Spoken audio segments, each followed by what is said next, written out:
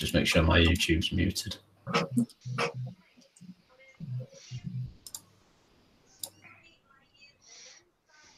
Let's get that open. YouTube's muted. Yeah, I think.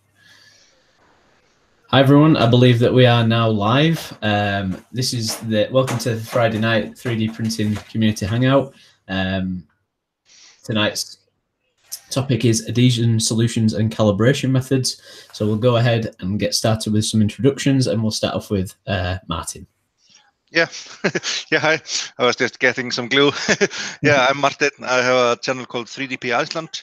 I do a lot of landscape printing where I print out landscapes of Iceland and paint, filament reviews and Megabox sample videos and all kind of projects. Currently, I'm playing around with a Palette 2.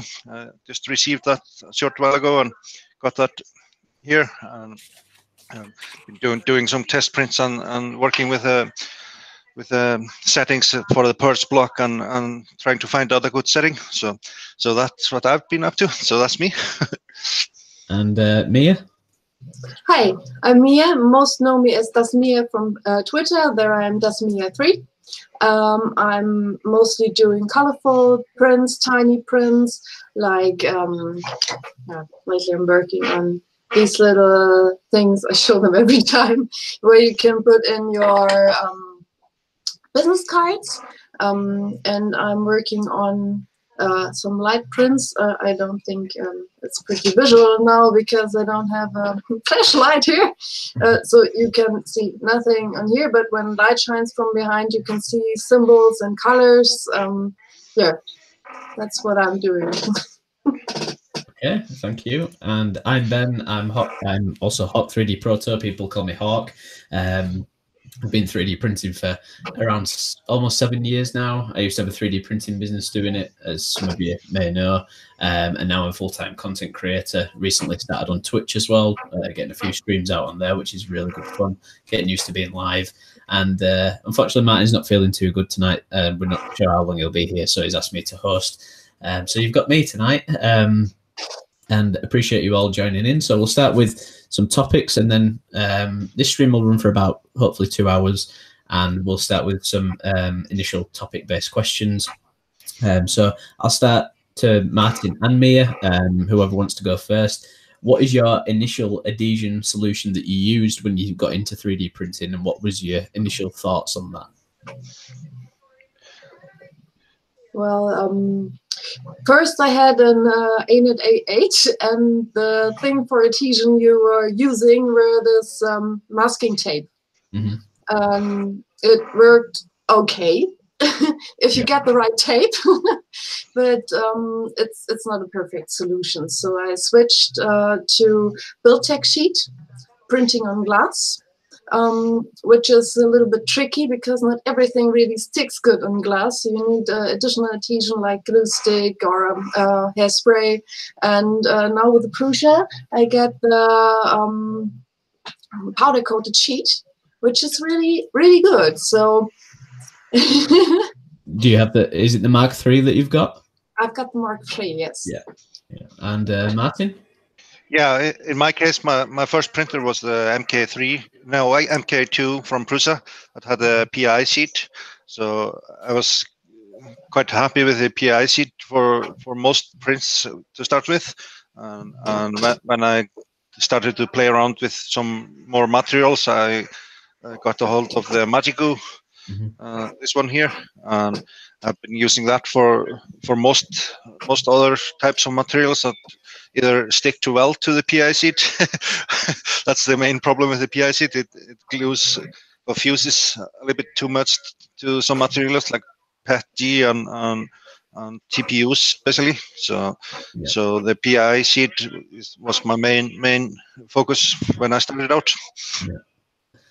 Thank you, Martin, and Mia, of course. So for me, the first one that I ever tried was happened to be a perforated build plate, which was on the Up Plus 2, because, well, the Up Plus, which was the very first printer I ever had.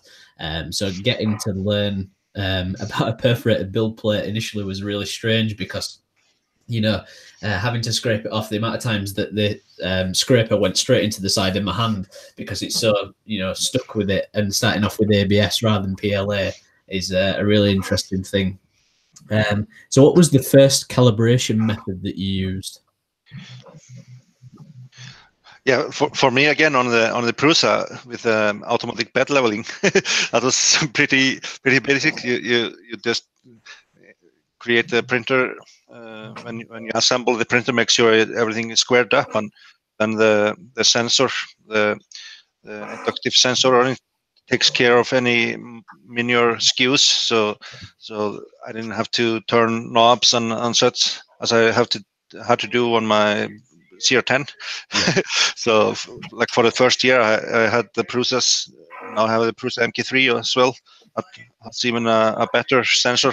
Now the sensor has a temperature indicator or probe, so it will have like an index in the firmware. So I had a problem with a sensor on the MK2 when I was printing in the closure, and the temperature in the enclosure was getting higher. The reading from the sensor changes as well. So in the MK3 now that is fixed. So I was really lucky to get started with that technology, and it made my life a little bit easier to start. And for you, Mia? With the ANET, it is the classical 4 screws bed leveling. So yeah, the first thing that happened, of course, the cheap screw fused with the heat bed, not with the heat bed, but with the H frame underneath, and so I had to drill through it and had to try something else to get the screws back on the bed. So I started to print these little screw knobs from underneath, so like the CR10 has them. And this worked quite well. But now with the Prusa, the bed leveling is really a fine thing, and I don't want to miss it. No. And so I think the first calibration method for me was it's kind of in between. It's like a semi-auto, because the Up Plus, from memory, this is like 7 years ago, it's kind of an in-between adjustment.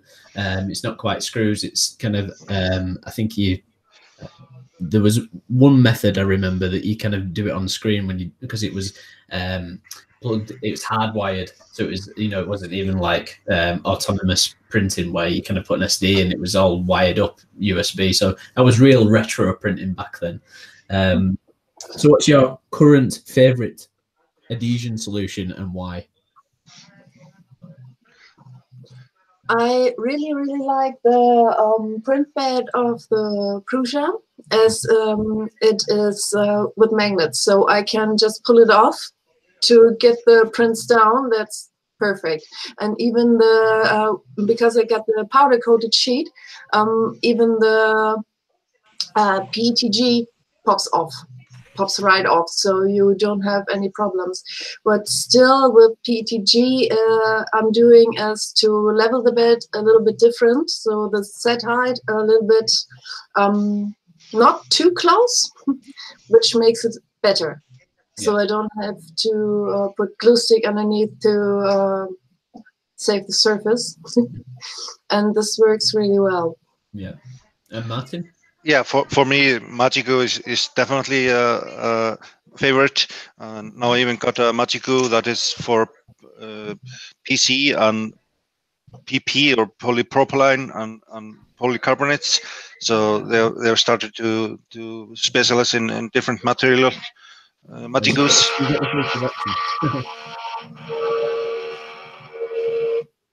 Yeah, sorry, what did you say? It's all right. I don't know what happened there. Yeah, okay. Sorry, it was my printer. Yeah, okay. I just heard some crazy noise. Yeah, that was me. I'm sorry. Don't worry, it's fine. Yeah, no worries. It's finished now. It will be quiet. I've got to pre-warn everybody that I'm in my office with my 2 dogs and my headset's not working. So if you hear a lot of fidgeting about, it's not me being strange or anything. I have 2 Labradors here that are like fidgeting around in the background, so you know what that noise is.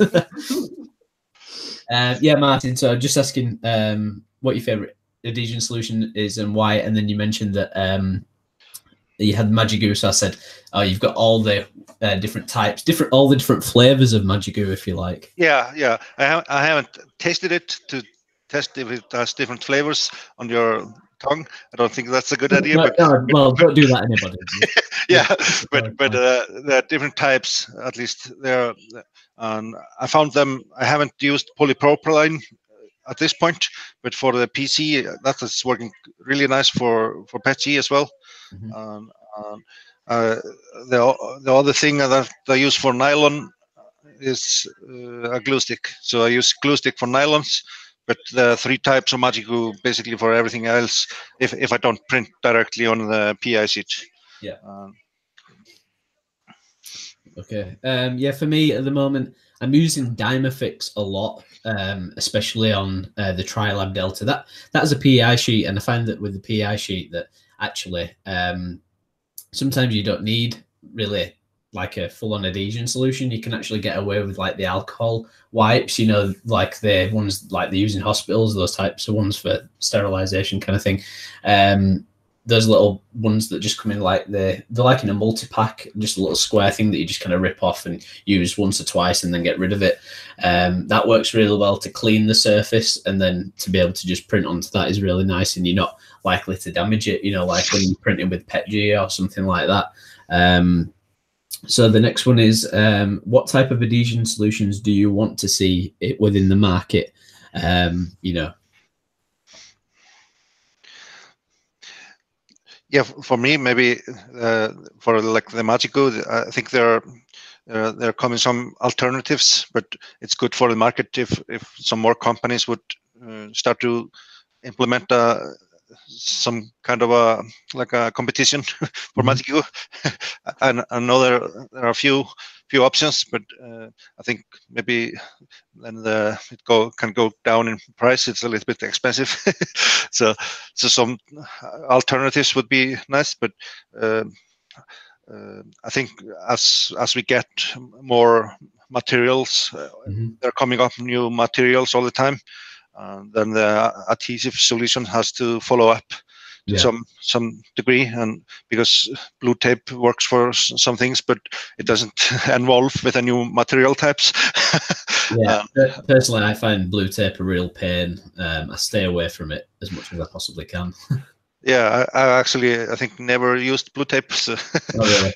Yeah, and when I got the CR10, that had a glass bed, and I just used Magigoo on that one.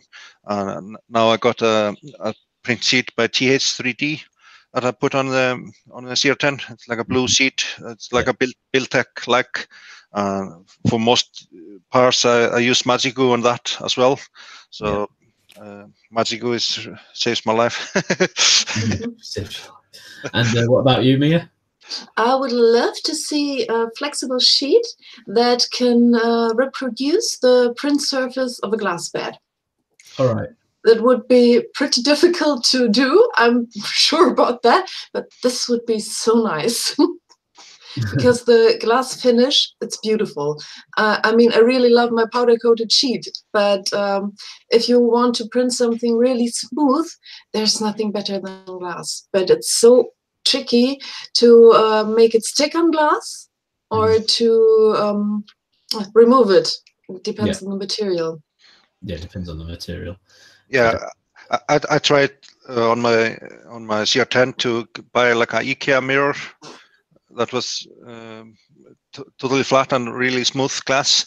And if you clean it really well with just dish soap, then you can get pretty good layer adhesion, and you get super smooth surface quality on the underside with the mirror, because the mirror glass has to be extremely flat.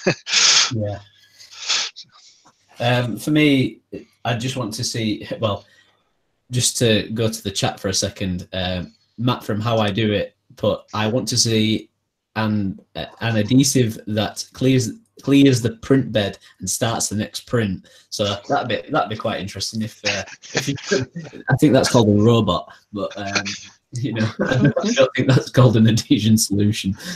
But, you know, so maybe somebody's going to invent that adhesion solution robot that, you know, it knows every time it's autonomous, and, you know, the print finishes and it's wax another layer of adhesion solution. But I guess I want to see something that's just, you know, that's really widely user friendly, because everybody says, oh, I prefer to use a spray, or I prefer to use a glue stick, or I prefer to use Magigoo, and so on. You know, a bit like the master spool, maybe there needs to be like a bit of a standardization with, you know, adhesion solutions.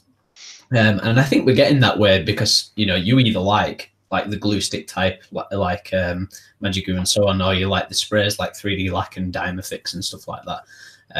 I just think the sprays can sometimes be a bit frustrating, and they give off a bit of a, although they're odorless, they still give off a bit of a kind of a fume, if you like. I don't know if you two have experienced either of those, like dimafix or 3D Lac. They actually smell pretty much the same.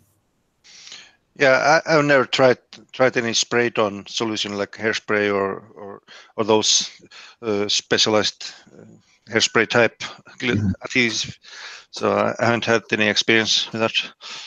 That's an idea for a video, Martin. Yeah, yeah. Maybe go to my local grocery store and pick up some hairspray. Yeah. But for the printer, not for your hair. So yeah.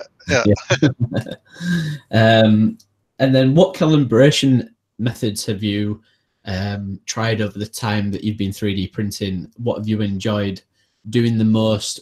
Be it obviously manual leveling, baby step Z, or auto leveling. You know, some people might like having an auto bed leveling printer, but they might actually prefer manual leveling, or vice versa. So what kind of calibration methods is really sticking out for you, and where do you want to see it going?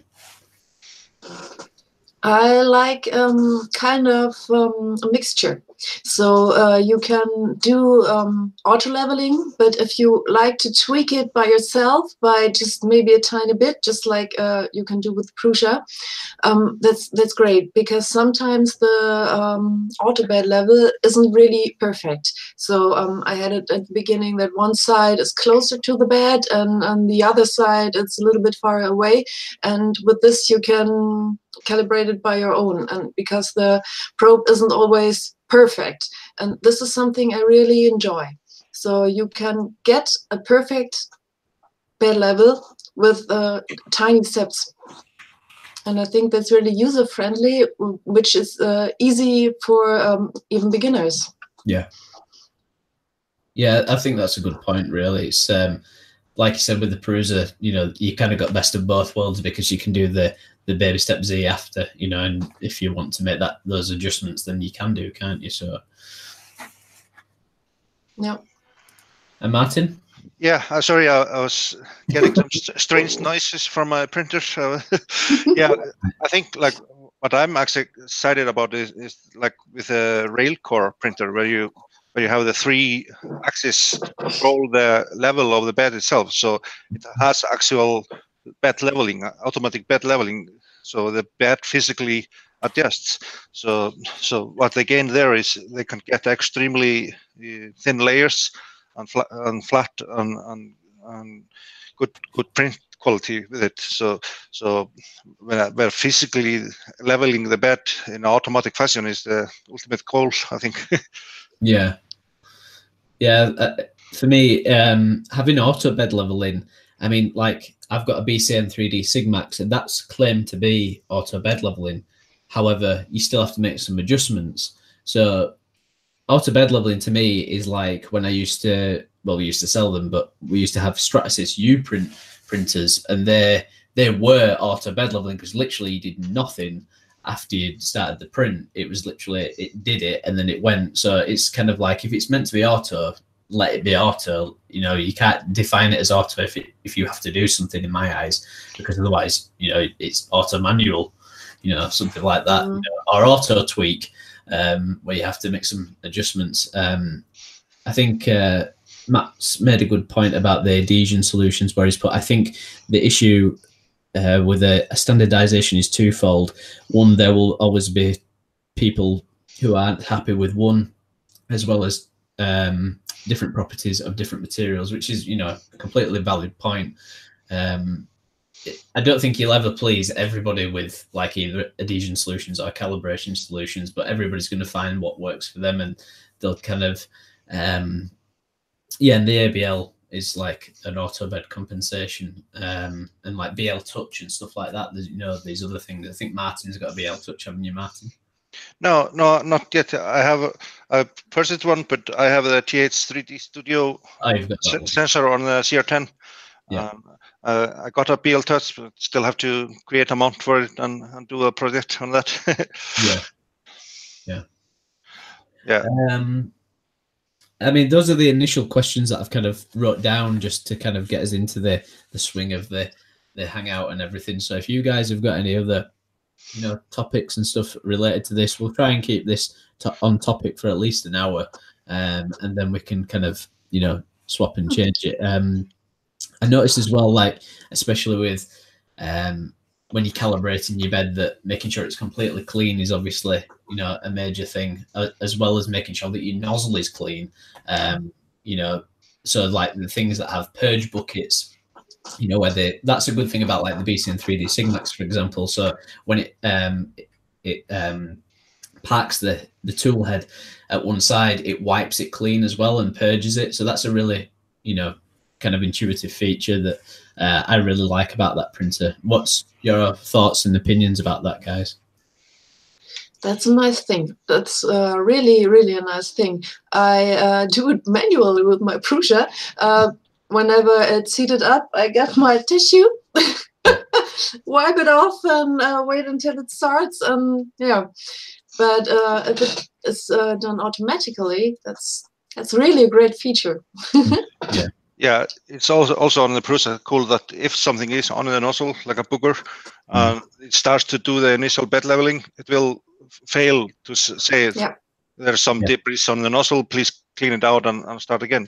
So it will detect if there's some deviation in what they think, because they have the dynamic drivers, and if they have a skip step on the probe process, they will detect there's something not correct and let you know. So with the dynamic drivers, they can detect that. Like on my CR10 that doesn't have any intelligence on that, it will just drive the nozzle through the booger and push on the bed, and hopefully the springs will take it. But sometimes it goes into the build plate and can damage your surface. Yeah, that's really good about the Prusa, how it does that. And you know, I think it gets to like 0.3 and then it'll stop, or maybe even 0.2 sometimes when it's figuring out that, you know, there is some debris on the nozzle.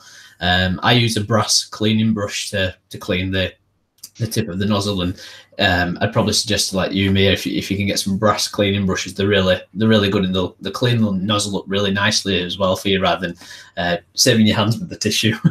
yeah, I have one like this. Yeah, exactly. That's it. Amazon, like a pack of 5 or something for a few dollars. It's really cheap, and it's a good tool for that purpose. My son and daughter saw that in my studio, and they said, "Why have you got a toothbrush in here?" I said, "Believe me, that's not a toothbrush." I don't think you want to brush your teeth with brush. Oh, yeah. But on the adhesive methods, I got also the Geckotech sheet. And I glued this one on the flex plate for the Prusa printers. And when I put this on, I have to adjust the Live C, because the sensor won't pick up the surface. It only picks up the material, the metal. Yeah. But I've been using this material for nylon, and that has been working quite well for me. So printing nylon on the Geckotech. And they sell like 2 types, that's called Easy Stick, hot and cold. And I think the hot one is if you have a heated bed, and then you can print nylons and ABS and a lot of stuff on that one, the patchy. But I only tested it with nylon, and it seems to work quite well with nylon.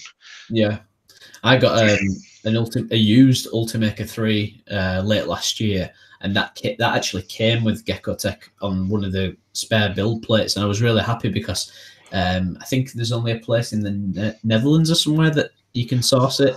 and I was like in and out of thinking of whether to get it because I'd seen it everywhere, and you know, I'd seen a lot of people using it, and I was really curious what it was like, and I really like it actually. I didn't think about that one. That's a good point, Martin. And somebody's mentioned, I think he's called Mike from NL. Never Let the Machines Win. Has anyone found a good removable flexible print service like the Mark III, but for non-Prusa machines? For me, I would recommend the Buildtech Flex Plate. Because I've actually used that on the Prusa Mark III. They sent me it to review. I still need to do that review and finish that. But to be honest, that's quite a good option, and it's fairly reasonably priced. You know, they are what they are. They're at what's classed as, I would class, like a bit of a premium product. So yeah, they have it for a range of sizes. And you buy the flex plate system that you stick on the printer, then you buy their flex plate plates, and then if you have the plates, you buy 2 or 3 plates. You can have a Buildtech surface on one, and PI sheet on one, and Geckotech on one. And I know Joe Mike Terranella, he did a video on all the different types of adhesive that you can buy on in a sticker form that you can put on a metal flex plate. So I think the Buildtech system is a good system. I haven't used the Buildtech surface, so I can't comment on how that works, but I think the system is definitely a nice product. Yeah. Maya, have you used Buildtech before? Yes, I have the Buildtech on my ANET, and I glued it on one side of my glass pad, and so that I can switch as well. The Buildtech is a great surface. It sticks really well, sometimes a little bit too well. You really have to be careful with bed leveling, because if you go too deep, I mean, you can see it here, you get imprints. Yeah, you get that indentation that never goes away, don't you? Yes. I once printed one of these little octopus thingies, and went too deep, and I had on each print I did after that little octopus feet. Oh, really? Yeah, so it made a footprint in the surface. Yes. Yeah, okay. Yeah, so it dig down a channel in the Buildtech surface. Yeah. Yeah, I think with something like Buildtech, if they could make it so then, although it's really a really good adhesive as it is, if they could make it so then, you know, once you get into that kind of error like that, if possible, they could, you know, make it so then you could just wipe it off, you know, or scrape it off easily, then that would make it more user-friendly overall. The flex plate is a really good system. I really like it. It's very much like the spring steel sheet from Prusa, you know, but obviously it's got the adhesive sheet on the top. It's good. I like it. Yeah, and I know Walter from Country 3D. He knows somebody that was doing spring seals sheets as well. So you can buy just steel sheets without any adhesive, and then you can use whatever you have. So so there are companies alternative to Buildtech, but yeah, and I think he can cut it down in whatever size you need. So TK has just said glue stick on a new Buildtech to help remove prints, and after a month clean the bed and it's fine. So maybe putting glue stick on it might help to begin with. You know, if you get a new sheet and then, you know, clean it up that way, that'll be easier. And then just in 3D put Geckotech, Buildtech, polyamide tape, PET tape. I think he's just listing all the adhesion solutions. Apex, Garolite, and Captain. Captain's a bit retro, isn't it? You know, that reminds me of really early days, like MakerBot, Captain tape, that horrible. Yeah, I have a roll of that I bought to try out quite some time ago. I haven't used it much, but I was trying that out sometimes because I get the MakerBox samples. I get some strange filaments, and sometimes I try out Captain tape to see if it sticks. And then I got a roll of PET tape. Polypropylene is it's a thing with a pet tape.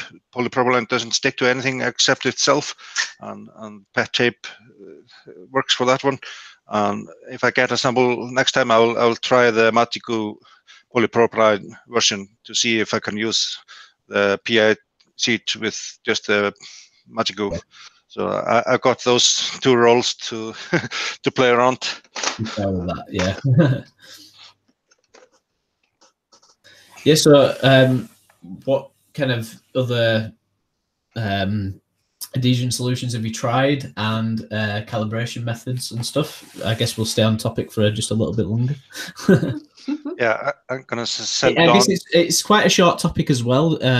It kind of wraps up very quickly, but it's also one that I think it was myself that suggested this one, because I believe that the community needs to talk a bit more about going back to basics a little bit, because, you know, there's a lot in the community, and I know I'm guilty of this myself. You know, like when I create videos, you kind of create a video assuming that the viewer knows what you're talking about, where actually you could get a brand new user to 3D printing. They could be genuinely interested, and they might not even know how to level a bed. So if you know, they might not know about auto bed leveling, that even exists, or baby step Z, for example. So if we talk about that, then it's going to kind of not only kind of like create more knowledge for them and other people, but for the community in general, I reckon. Yeah, like for myself, when you start out, you tend to do videos on what you're learning and such, and then you move on and do more and more advanced things.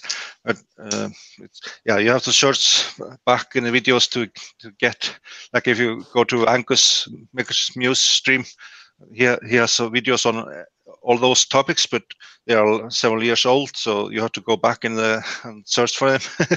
So yeah, it's a good thing to do a recap. Yeah, that's it. And what about you, Mia? I think it's really a good thing to talk about things like that. When I remember when I got my first printer, the ANET, I really struggled with bed leveling because my bed was warped, of course. Yeah. So I did the leveling as described, with a sheet of paper underneath. The corners were all perfect, but in the middle nothing stick because it was like this. Yeah. So yeah, I had to re-level for the middle, but I couldn't print bigger things because, of course, the nozzle would crash right into the build plate. So yeah, and what I came up as a solution was the glass bed. Yeah. To get an even surface. So because not really everything sticks on the glass, I took the hi. Hello, I took the build tag. So this works really well, but the build tag wears off by time, so you have to renew it every now and then. Yeah. Hi. Sure. Welcome. Don, could you just do us a favor and just introduce yourself, please? Hello, everybody. Don is here, the German 3D printer nerd. And of course, you can find me on not only my channel, but also in Facebook. If you look for Donaldo's57. And of course, everybody knows I am a sci-fi freak and also like to print fantasy stuff. Did you so we'll just recap the questions for you, Don. If you could just talk about like adhesion solutions that you use, things that you like, and calibration methods that you've used and experience, and what you want to see in the market, that'd be good to hear from you about that, please. Well, in the past on my 1Now i3, I was using build tack on that one, but every 2 months I had to change it. Right. Yeah. And then I had contact with other company called PO Poly. I'm not sure if you've heard about them. Yeah, they sent me a couple of their plates. And, well, I had success with the white PO Poly plate on my 1Now i3. That thing lasted like almost a year with no problem at all. Yeah. And then, of course, I got the 1Now D9 last March with this flexible magnetic bed, and it worked for a while. Yeah. But then I put blue tape on it. Right. And that is working well. Yeah. Of course, BuildTech sent me the Flex system. Mm-hmm. I still have it here. I haven't sent it back to them yet because it's too small for my 1/2 D9. Yeah. And well, that's something that I'll be testing out. Yeah. Yeah. And adhesion solutions done? Sorry, calibration methods and stuff. From calibrations here. How do you mean? From so like the 1 hour that you've got, how do you calibrate that then? That was manual bed leveling. Manual, right? That was manual bed leveling. Yeah. And on the D9 that I have here, it has a automatic bed leveling system. Yeah. It works to 80% of the time. And the rest of the 20%, what I have to do every time is when I'm printing, I have to print a skirt. And then during the time that it's printing that skirt, I have to do some micro adjustments directly on the screws because the 1/2 D9 does not have a correct micro adjusting on the display. Mm-hmm. Okay, thank you, Don. Any other question? So yeah, I guess we've kind of covered the majority of the main parts of this topic because unless obviously me and Martin and yourself, Don, if you've got suggestions and comments about adhesion solutions and calibration methods, then feel free to mention that before we kind of move on to anything else. I do have one question. There is on my 1/2 D9, I have this orange, I think it's called a distance sensor, but there's also another type. I just can't remember the name. You know, where the small round one that has the metal stiff that comes out every time? Yeah, BL Touch. Like the BL Touch. Like a Pinda probe? Yeah, the Pinda probe, or however it's called. Yeah. You mean has it got like a screw thread on it? No.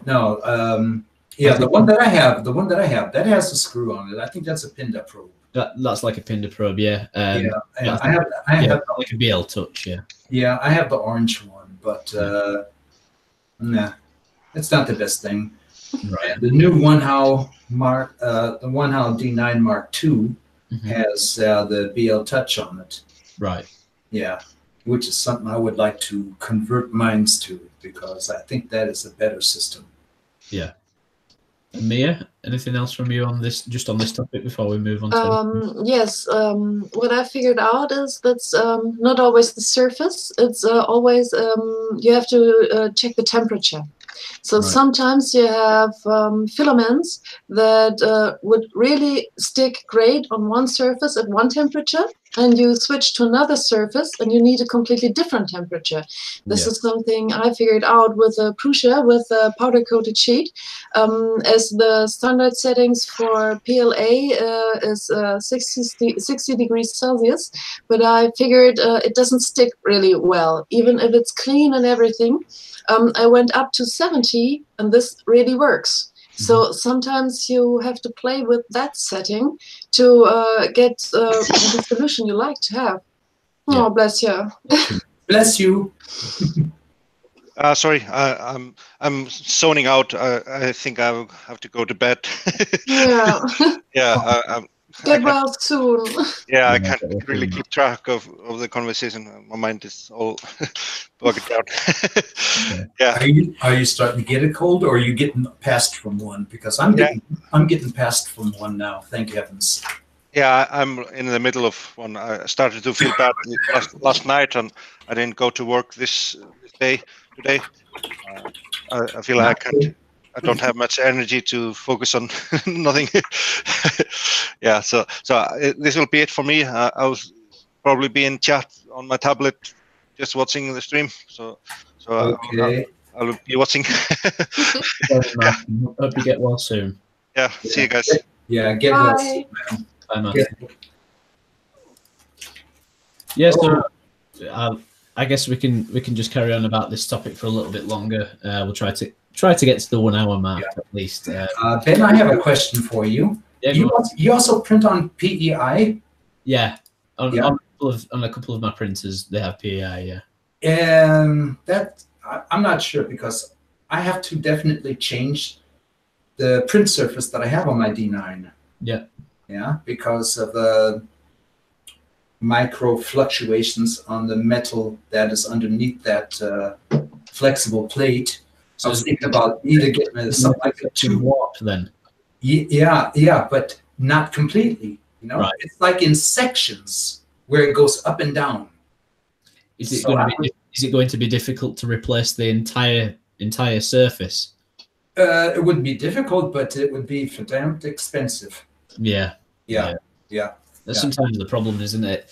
No, I was just wondering, for example, if I was to use something like a PEI, let's say 1.5 or 2 millimeters thick, would that be thick enough that it could stay stiff? I think it's like anything else. It's a bit like a house. If the foundations aren't right, then you're gonna have a problem, aren't you? Okay. That would be my theory on it. That if the initial base isn't correct, if there's a way to kind of flatten it out completely, so you don't have those problems in certain areas, then I think you'd be okay. But now you have to think of it as 1, 2, 3 layer difference. Right. Okay. I guess it's adjustments every time, isn't it? Unless you can get some kind of auto bed leveling, a bit like a BL Touch. What I need on the D9 is the mesh, but that's not possible. That's not possible. Maybe try like a BL Touch then, or the clone, if you like, of the BL Touch. I think the clones are pretty cheap, to be fair. Yeah, somebody told me to get a glass plate and put that on there. A glass plate with about 3 millimeters thick would not bend. Well, there is that. I think Mia was saying a similar thing with a A8, A8 even. A8. I don't even say that. I just get too caught up in all the different. Too bad words for too many ones combined into just discombobulated expression. Anyway. So she was expressing that she had some initial adhesion problems with that. So, and she mentioned that she added a glass bed and it kind of fixed it. So maybe that's the way to go. Yeah, definitely. But with a glass bed, you always have to make sure that you don't clamp it. Most people use these. Do I have one around here? Yes. These paper clips here to get the glass bed on. Can you see it? Yes. Yeah. I have a couple of those. And if you use these, even the glass is likely to go down to the shape of the warped bed. So I'm using some silicone heat foil to keep the bed on top. So it sticks in the direction it moves, but you can lift it. Okay. So this works pretty well. Okay, that sounds like an interesting tip to try out. I'm working with this since over a year now, and it works like a charm. You have to replace the foil sometimes because it gets brittle, but they are quite cheap, and so that's not really a problem, and you don't need much. Yeah. But Filament Frenzy, Tom Jackson is saying, but with the glass bed, you introduce a lot of weight. So although it can be better on a larger machine, it can make other issues, which is a completely valid point at the same time. Yes, but if I weigh this 325 by 325 bed here, where you can see it's got a little bit of blue tape on it, that thing is moving really well. Even at 70 millimeters a second, I don't have anything but perfect prints out of it, Right. But, as much as this thing weighs right here, I think a 2.5 millimeter glass plate will weigh more than that. Mm. Yeah. I I think it's probably going to be a bit of trial and error, to be honest. On get a glass bed and try it. It's one of them. It's an unknown, isn't it? Until you get a glass bed and you try it, you're not going to know. I mean, unless somebody's got exactly the same printer with exactly the same issues, you're not going to be able to rectify it overnight by somebody going, "Oh yeah, I've had that same problem. It works." You know, I think unfortunately it will be one of those trial and error points. Tom's mentioning mirror tile as well, which is another good point. Yeah, but a mirror tile is of course a lot heavier than a normal glass. Well, there is that at the same time. Again, trial and error. Yeah, there you go. Yeah. Yeah, if you don't try it, you will never know. Yeah. It's it's an interesting point though, because you can get printers that cost thousands and printers that cost a couple of £100 or whatever, a couple of £100 should I say? Stop using the slang. So nobody will know what I'm talking about apart from Tom. So it's interesting how we expect like the completely flat and flush bed, from manufacturers, but we don't often get it, do we? We get the warped one. And Tom's saying that mirror is lighter than glass. So it's lighter than glass. Okay. Yeah. You have to try it. I have to try and find one that's at least a 400 by 400 so that I can cut the 325 by 325 out of it that I need. And the beauty of a mirror is, you can check loads of things. You can check the roof. You can check everything. Yeah, and you can see the model. And if you look at the right angle during the print, you can also take a look at the bottom side of the first layer, Yeah, so you don't need your brass brush. You can just watch it. You can be like, oh no, it's getting messy. Just stop the print. It's okay.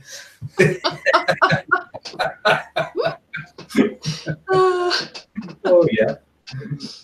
So I guess we've kind of covered everything, unless I'll just have a quick scan through chat and just see whether there's anything particularly on adhesion solutions and calibration methods, and if not, we'll just kind of keep the chat going for IKEA sells a 400 by 400. Oh, I have to check that out the next time I have the possibility that somebody drives with me to IKEA. Yeah, because I have to go over to the Netherlands. That's the closest one to me. Oh, really? Right. Okay. Yeah. Not as popular as it is here in the UK then. No. When I was living down south, all I had to do was just jump into a train. Yeah. Then jump into a bus, and then I was at IKEA. Yeah. Right. Here, Yeah. not that easy. Mike from Never Let the Machines Win has put, has anyone tried the 2 magnetic sheet style surfaces with an adhesive magnetic piece to stick to your aluminium bed and a flexible magnetic sheet with a fake build-tack on the other side? Flexible magnetic, you mind something like this, what I have here in my hand? This is... Mike, can you see what Don's holding up and let us know whether that's what you mean? Is this what you're talking about? I mean, it's covered up with a little bit of blue tape, but there's the one how on top of it. This thing is about 2 millimeters thick, and what it is none or less than the same type of magnetic material that you would use in the sign-making industry when you're making signs that have to be attached magnetically to a car or to a truck. That sounds like it is what he wants done, because he's typed it in before you showed it. So it's all right, Nick. Don't worry. I cannot recommend this at all, unless you want to do something like I'm doing, putting blue tape on it and printing on blue tape. Yeah, I mean, I have no problems with the blue tape. Every once in a while, you have to change it, but it might be worth you just responding to him via chat, Don, because he's asking, does it stay flat during the print? If it's if it's 100% produced, it'll stay flat. Yes, and I've even had it heated up to 90 degrees. Right. And it was staying flat. But the problem is the thickness of that magnetic material. Yeah. For example, I've measured it on all edges, Okay. as far in as I could, and I was having differences from at least a 0.1 to 0.2 millimeter Right. in the thickness. And if I'm having that on the edges, you can imagine what it's going to be in the middle. It's like with the warp bed. Yeah. I think that's why Wanhao is using that. I'm sorry, I had to say that.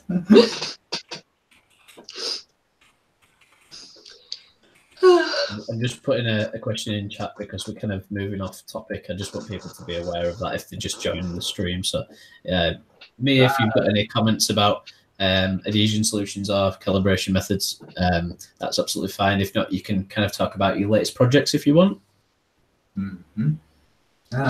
3D Maker Noob showed a print recently where it was warped like crazy. Wow.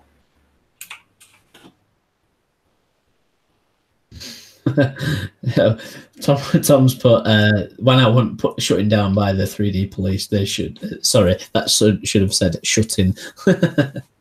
Huh? I don't think he's a fan of 1 hour, basically. Who, the Tom? Yeah.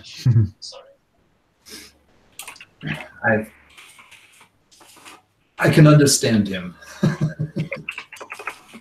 So, what are you working on at the moment, Mia? I'm working on different things. Right now, I'm trying to get a tutorial ready for creating these trucks for the business card holders. It's a beginner tutorial, so that even if you have never worked with Fusion 360 or had never done a multicolor print with a single extruder, you can do these. So the truck is an example because there are most parts you need for creating it on it. And I try to do it as easy as possible so that even an absolute beginner can work with it. And I hope I can manage to do this, but it's very, very hard. I've never done something like this before, and I hope it works out. So it takes way longer than I thought. I wanted to be ready with it 2 weeks ago, but I'm still working on it. I think with a tutorial, my probably best advice would be, just imagine it how you would want to be taught, and take it step by step and literally write the steps down and then portray that within a video if that's how you wanted to put it across, or if you wanted to put it in a blog, just put it step by step. Just make it as fun and as interesting as you would want to kind of understand it if you were the one at the other end, Yeah. It's sometimes pretty difficult for me because you have to remember how it was when you started. Yeah. So there are terms you're using daily which are normal, but a newbie wouldn't understand. So this is sometimes I'm writing something down and oh no, you can't write that. Yeah, there is that. And Don, what are you working on at the moment? Right now I'm working on a so-called Ausmetzer battleship. Right. Yeah. Another sci-fi project. Another sci-fi project, yeah. And Tom was asking, what is the most challenging filament you ever used and why it is challenging and how did you come over it? The most challenging filament that I had, that was that ABS on my Wanhao i3. Right. When I was printing my Johnny 5 back then. How did I come over it? I changed back to PLA. That was the only way I could overcome it because even though I made a cardboard box enclosure for the Wanhao with just a little flap that I could open up to take a look inside the printer to see how it's going, preheated it and let it heat up inside the box for a while before I started the print.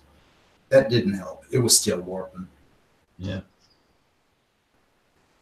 What about you, Mia?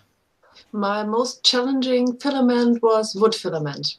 Wood. I printed it with the ANET A8 back then, and it clogged so terribly. And what came out wasn't PLA; it was the resin from the wood, and Right. it ruined the complete heat block.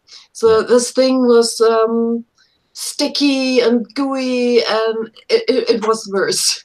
So what I didn't know back then is to use a bigger nozzle. I was printing with the standard 0.5 nozzle, and this is simply too small for the wood parts in it to come through. So you should at least use a 0.6 one, and everything is fine. Yeah, I totally agree with that. I remember the first time I tried like wood or brass fill or something like that, and it just got completely clogged, and I was like, what the heck do I do now? And then I was like, there's these other nozzles in the market. This was early days when like kind of that material first came out, and I was just trying all these different pre-YouTube, pre-anything like that, and I was just like, I'll try this 0.6, and it just kind of worked, and then you know, I just tried it that way, and then I kind of learned that if I'm using special materials, as you call it, you know, things like wood fill and brass fill and copper fill and so on, you use that 0.6 hot end or nozzle, because some come just as a full hot end, so that's why I'm referring to it like that, or a 0.6 nozzle, for example, because it's got a bigger orifice in order to be able to come through. So you know, that makes it more interesting. And I'd also recommend that for, I know it can be done on a 0.4, but I would recommend it for like Protopasta HTPLA and their carbon fiber. So if you're using any materials like that, I'd use 0.6, just because, you know, you're gonna eventually need it, and you may even want to use a hardened nozzle potentially. And Tom's also asking, what is missing from the filament world? What is the next big thing? I'll let you go first, Mia. I would love to see Mudament. We have it on Twitter most of the time. You know, maybe back then the mood rings you have, where the temperature is different, the color is different on the ring.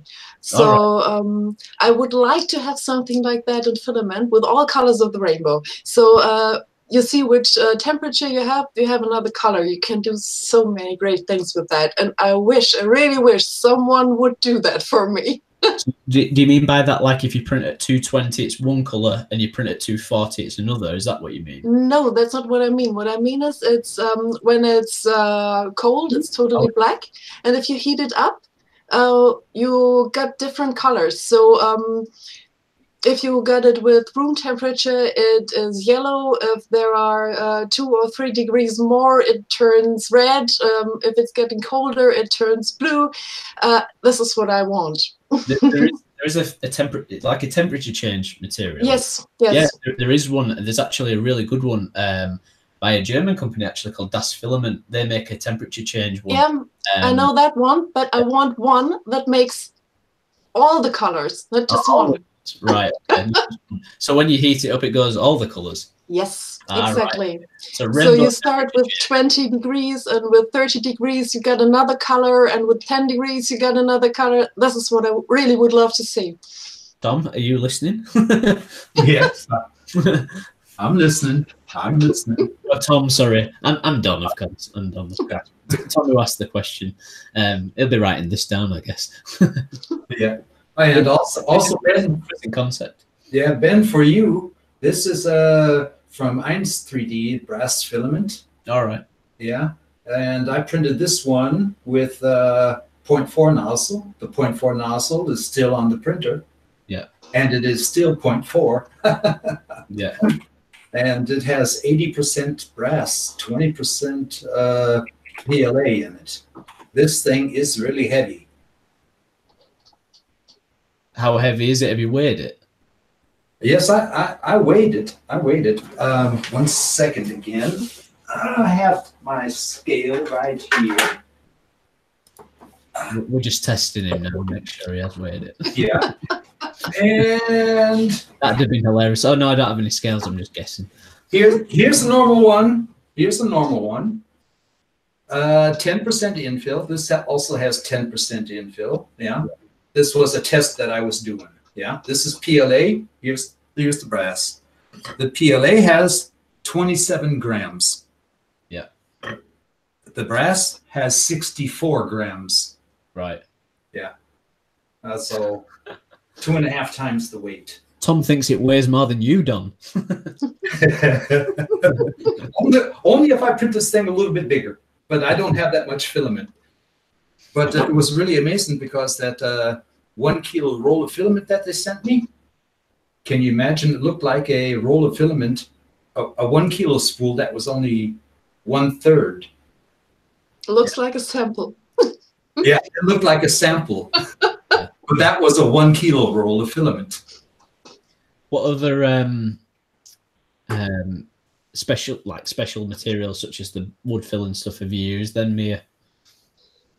I love glow-in-the-dark filament. I use it really, really often, and I get some from eSun. I got this right here. The pink one is glow-in-the-dark, and the white one is glow-in-the-dark. All right. Okay. So you even have different colors in the dark. Yeah.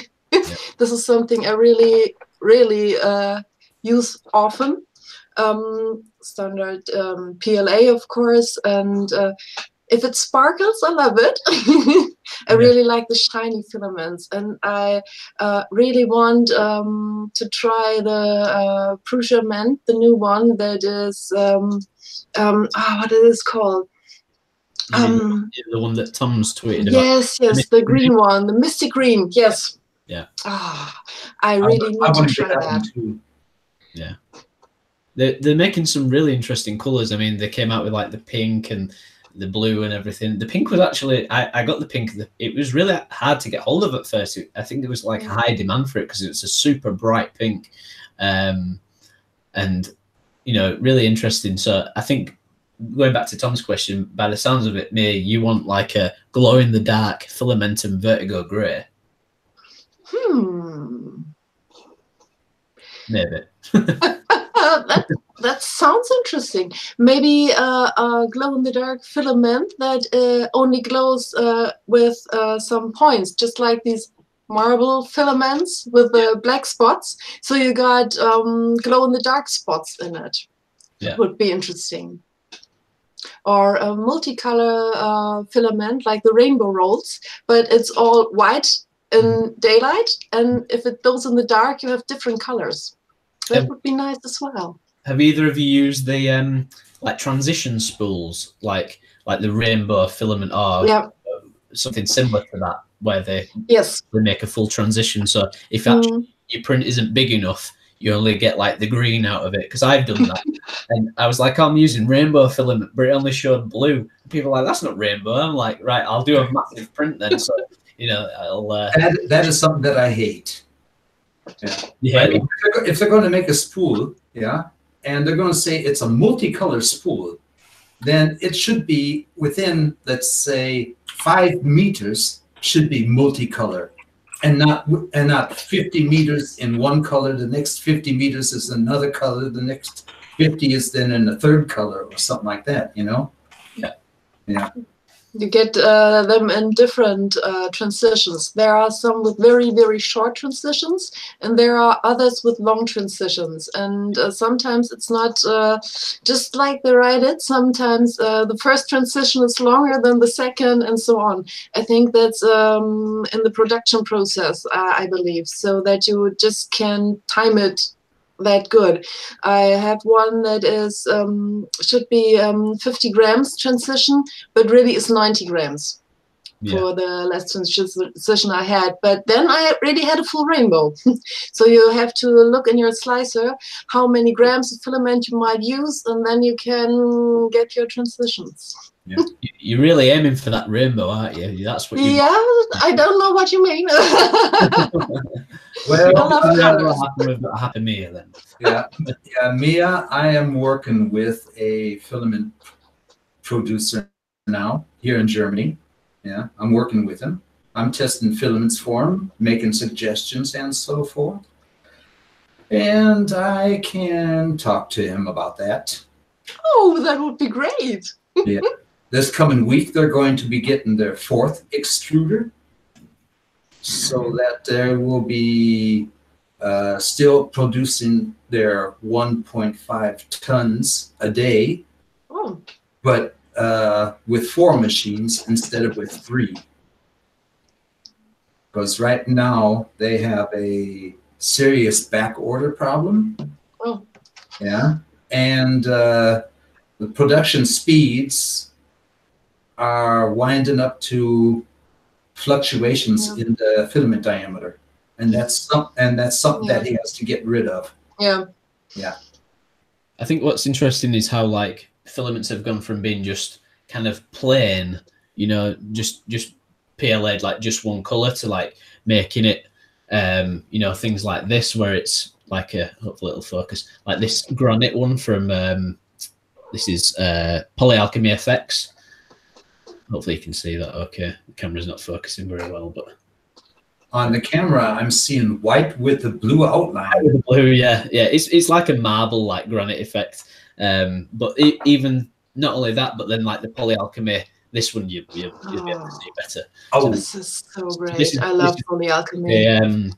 The Alpha Brass. So they only released this, you know, not so long ago, and just the sheen and the you know, shine and everything on it, it's just amazing. Ben, is that only printed, or did you do some after work on that? No, that's just straight off the printer.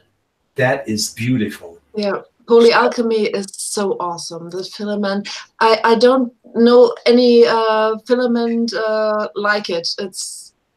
Tom's saying hold this up to the camera like that, and then you can see it. Yeah, you can see it on the sides. I'm knocking the top off. That one is a little bit hard for the camera, Ben. What's that, sorry?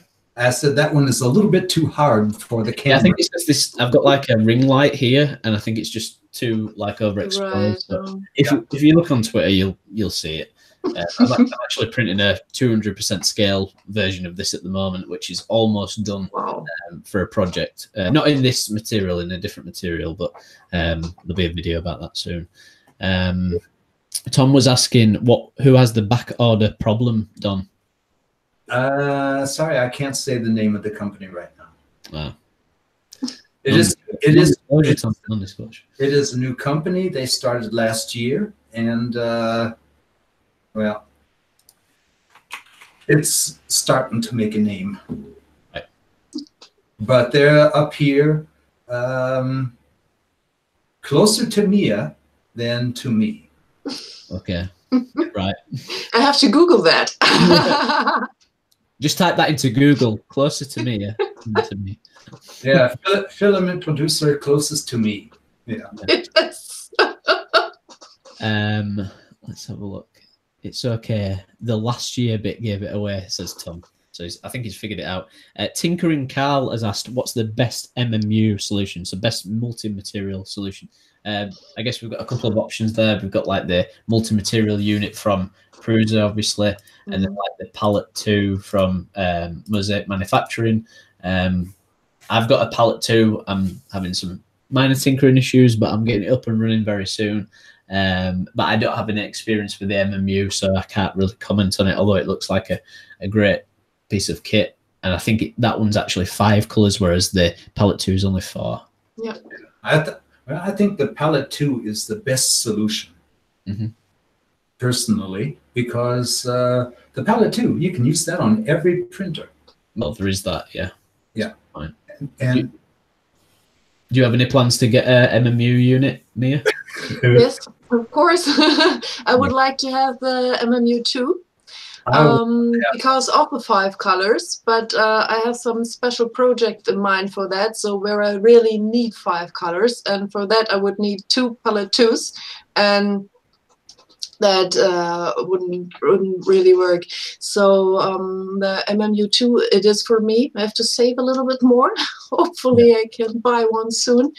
But I need a multicolor machine for some projects I'm working on. Okay. And Tom saying he's saying nothing, so but he has both. So I like it's comment. No comments from Tom this time. So it sounds very news-like. Yeah, no, but from what I've heard from several also on my live streams, yeah. The palette 2 is the best solution. I think it's, you know, it's a bit more diverse but Tom's saying Prusa for the win, so he obviously thinks that they're it's a Prusa for the win about most things because he loves Prusa. He was building 2 Mark 3s the other day, so, you know, and I said to him, I can just imagine him with one hand on one and one hand on another, trying to do them both at the same time.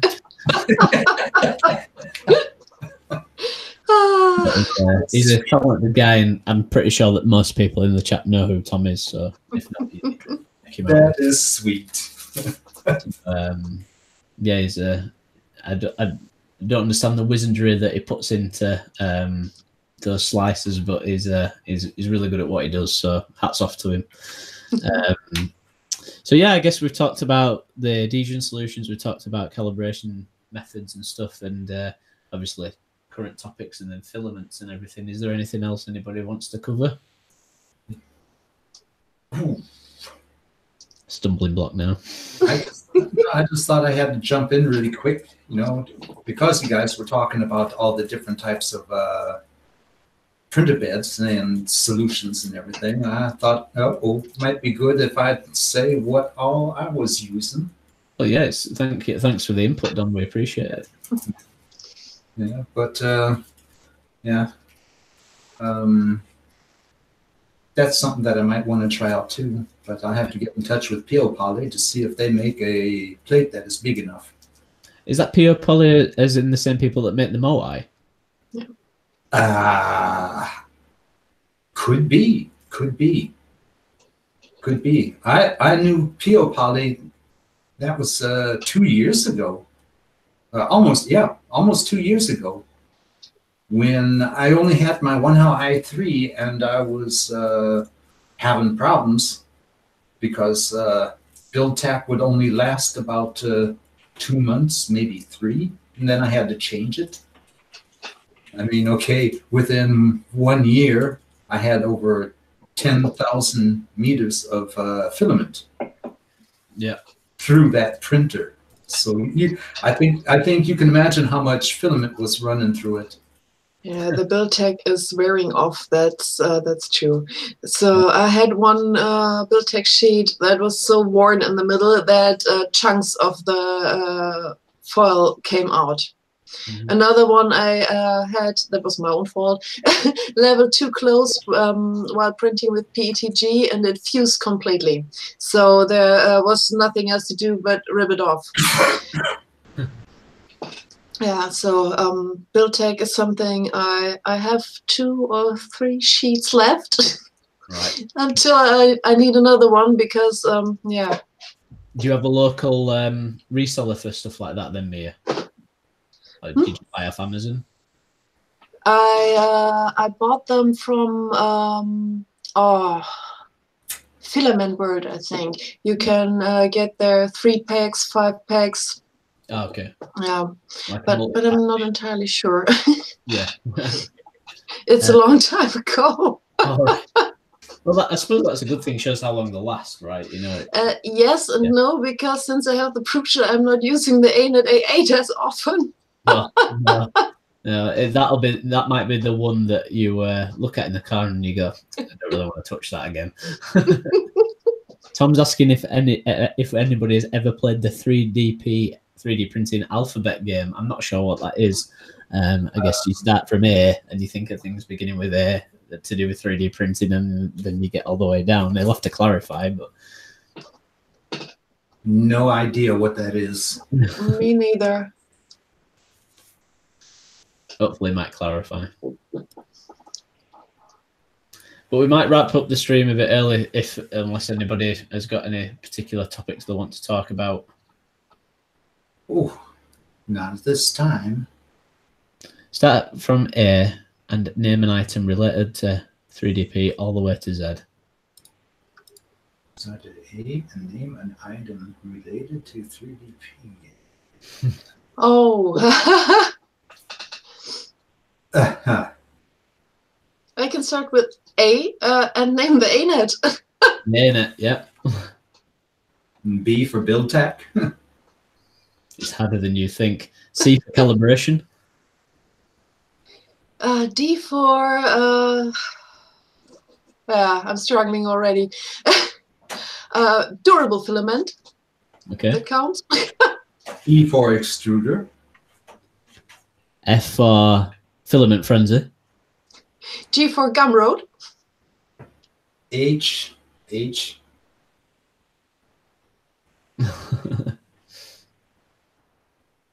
for help.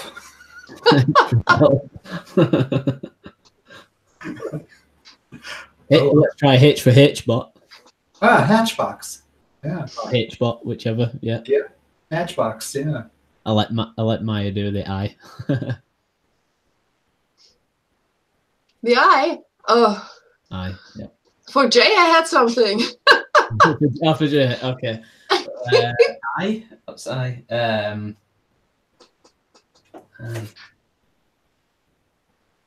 know about I.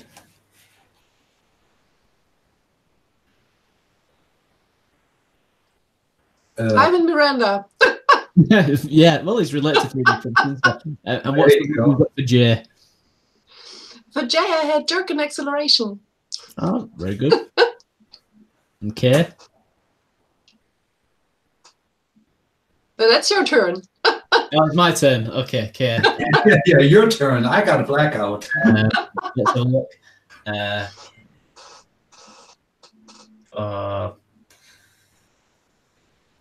Trying to think of something. Colossal. Yes, I will take that. TK. Colossal Delta. Yeah, Colossal. L. Oh. L for lock build, which is a level. Yeah, good. Yeah, or Loctite. Loctite, yeah.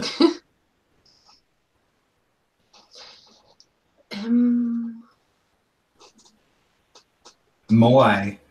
Yeah. Yeah. And for noob. That's for everything, not Yeah. only for 3D printing. Well, yeah, yeah, Yeah, really. yeah. O. Yeah. I know good. I know good word for O, but I can't say it because it's the name for my filament producer. I'm about octopi. The biggest thing for O is open source, right? Open source. Oh yeah, open source. That is the best name for it. Yeah. And P? Here, Poly. Poly. Or polyalchemy. Or polyalchemy. Yeah, yeah. Oh, Q. You've I don't know about Q. Q? Should we skip Q unless somebody puts it in the chat? There is a printer out that starts with a Q. It's a Chinese printer, but I can't remember the name. No. Quick print. There we go. Quick print. Yeah. R. Restart. Yeah, restart's good. S. Slicer. Yeah. You've got to run. T. Tinkering. Timeout. Timeout, yeah.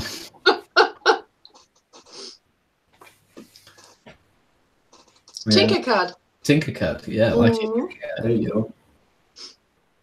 You Ultimaker. Ultimaker, yeah. Ultimaker. Oh. V. Vector. Like Vertigo Grey, Vertigo Galaxy. Vertigo Grey, yeah. Yeah. W. Wabam, the new Wabam system, the new build sheet. That's cheating, Ben. Why is it cheating? Hey, one how. Oh, 1 hour, yeah. Yeah. Why is it cheating? Why am I getting called a cheat? Yeah. And X. X carriage. Yeah. Yeah. Y carriage. Y carriage. Yeah. There you go. Z stop. Or Z stop, yeah. Matt's put We're done. unicorn Phil. X, Y, and Z. Yeah, there we go. Well, we'll have to do that on Twitter. We'll have to start a tweet with the 3DP alphabet and see how many responses that gets. Maybe Oh, God. we'll do that now. Start off with one letter a day. Yeah. Yeah. Start off with one letter a day. Otherwise, that's going to be a very long post in Twitter. That's it. A lot of threads to keep going all the way through and scrolling down. Thank you all for sharing this, people. Yes. I'm sure that was entertaining for a lot of people. Really painful to watch, because especially when you do the gomless look like when we're thinking and we're just like this, and so. I don't know. I think we've kind of hit the end of the stream pretty much, because we're getting into 3DP alphabet, and if we're having to think of stuff like that, then maybe we need to wrap it a bit. So we'll do a bit of a sign off. So Mia, if you want to say who you are and everything, and where people can find you, that'd be awesome. Hi, I'm Mia. You can find me on Twitter. There I'm DasMia3 or DasMia on YouTube. If you like my stuff, step by, take a look. Bye. Bye, Mia. Thank you for joining in. And Don? Yeah, I'm Don, the German 3D print nerd here on YouTube. In Facebook, if you look for Donald US57, Donados 57, you can find me there in Facebook. Okay. Twitter, forget it.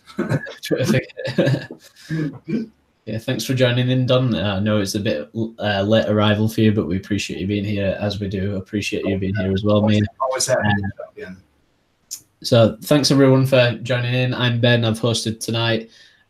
You forgot to do 3DP numbers. Yeah, we'll do that next time, Matt. You can do that on the US stream. So yeah, thanks everybody for tuning into the stream. Thanks for watching. I'm Ben. I've been your host, Hawk3D Proto. You can find me on Twitter, Instagram, Facebook, and YouTube. I've also recently started streaming on Twitch, twitch.tv/Hawk3D Proto if you want to check me out on there. I may even stream this evening if I'm not too tired, and if not, then it'll be tomorrow or Sunday, so keep your eye out for a live stream on there, trying to come up with all different types of topics. The Friday night 3D printing hangout is next week. We'll be on the US stream. I'm not sure who's hosting that, but I'm sure it'll be a very good topic. I'm not actually sure what that is, but if you keep your eye on the Twitter handle for Friday night 3D printing community hangout, then you'll be able to see that. Have a good night, everybody, and see you next time. Take care, everybody.